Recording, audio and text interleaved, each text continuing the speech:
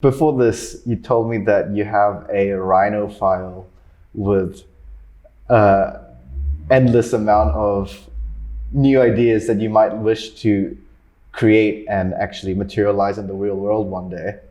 Um, how do you choose the next one to make?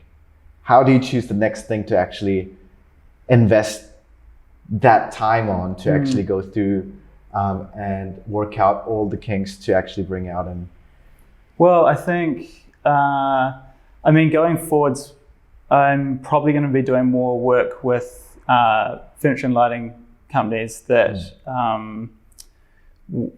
so I do the design and then they do a lot of the development and manufacturing because that's a massive cost. And then so I kind of get paid for a design fee, which means that, I guess going to your question, a lot of the time if I'm designing my own products, it's around, how much time do I have and budget?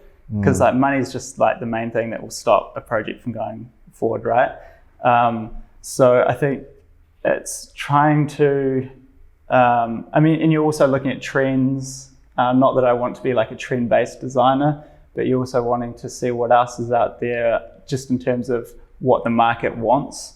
So that's a big thing as well. Like, I've got tons of designs that I think that I really like, but I don't think that would work as a commercial in a commercial setting. So I think money is just a huge part. Like you have to make money to continue. So it has to be like commercially viable, and that means it has to be cost effective to make, but also has to be, to a certain extent, people have to want to buy it as well.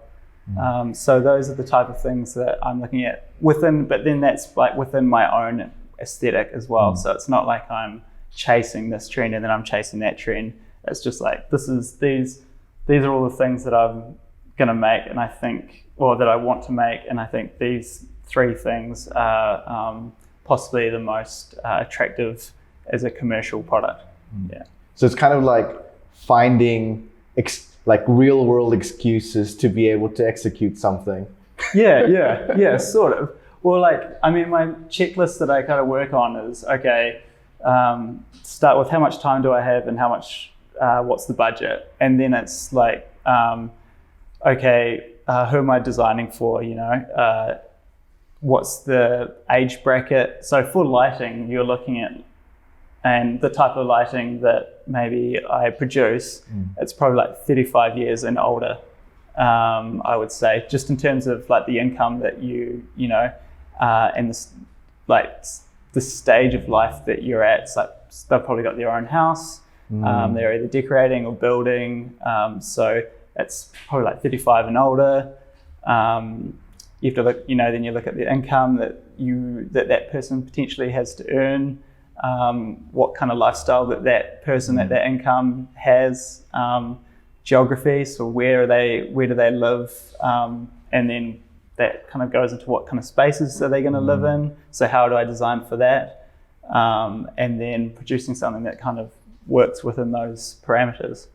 Well, I appreciate that a lot. So it's almost like the spark of the idea and how cool it might look, and how you might produce it is one thing, and that's a lot of what I learned at design school. But there's so many other lenses that you kind of have to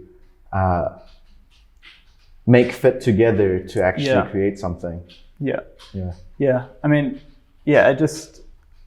has to be, I guess it has to be accepted by people. You can't just design whatever you want necessarily and then expect someone to come and buy it. You have to, you have to work with, I guess you have to base it around some sort of human-centered type design. Totally. And I think